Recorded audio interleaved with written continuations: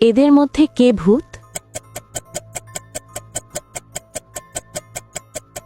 তাহলে তুমি কি বলতে পারো এদের মধ্যে কে ভূত? 14%-এরও কম মানুষ বুঝতে পারে কে ভূত।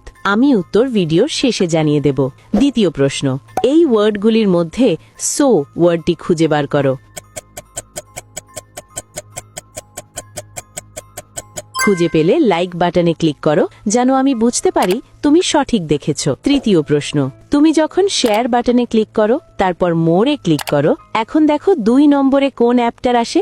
আমার মনে হয় ক্যালেন্ডার অ্যাপটা আসবে। যদি ঠিক বলে থাকি তাহলে তুমি পরের ধাপে যেতে পারবে না। একটা গোপন কথা, যদি রাতের মধ্যে একটা দারুণ সুখবর পেতে চাও তাহলে এখনই আমাকে ফলো করে রাখো। ফাইনাল প্রশ্ন, সাবধান, এটা সহজ না। তোমার ফোনের কিবোর্ড থেকে এই ইমোজিটি খুঁজে বার করো।